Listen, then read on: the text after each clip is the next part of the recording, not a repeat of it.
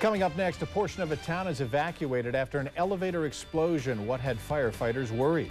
Tanker trucks line up for gasoline. Would everyone have a chance to fill up? And negotiations are underway to avoid a city strike. What's at stake if they fail? This is Valley News Live at 6 on KVLY TV 11.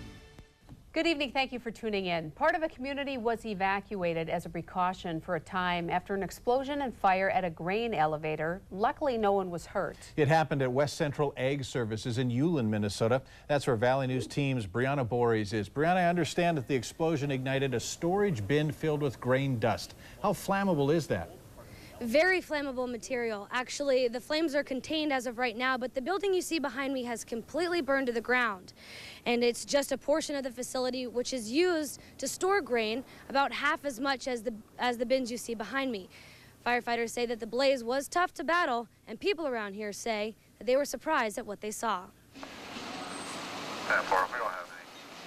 It's not the first time the Ashmore family has seen a fire at the grain elevator in Ulen, Minnesota.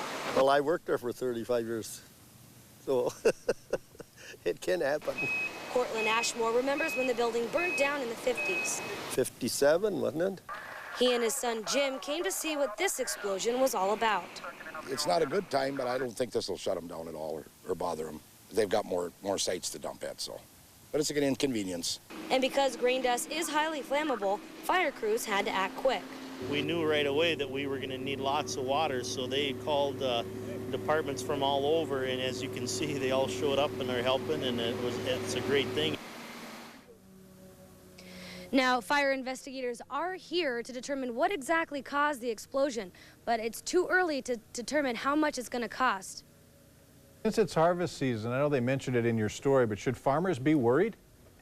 Well, the company says that they do have other sites in the area, and that because this was an overflow bin, they have plenty of grain to continue with production. Well, that's good to hear. All right, thanks.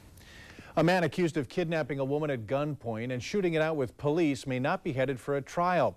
Vincent DeGidio Jr. is charged with attempted murder of a police officer, kidnapping and weapons violations.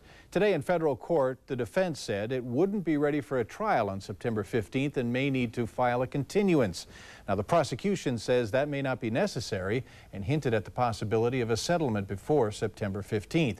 Both sides will meet with Judge Ralph Erickson next week. Joseph Edward Duncan III has been sentenced to death for the 2005 kidnapping, torture, and murder of a northern Idaho boy. A federal jury today reached the unanimous verdict. The former Fargo man faced the death penalty on 3 of 10 federal charges relating to the kidnapping and murder of Dylan Groney.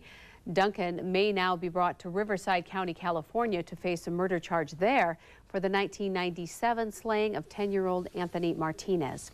A jury has been seated in the trial of a man accused of molesting young girls. 20-year-old Jayton Heinen faces multiple felony charges. The 4 girls were between ages 6 and 8 when the abuse allegedly occurred while they were under Heinen's care at a Fargo YMCA daycare. Opening statements in the case begin tomorrow.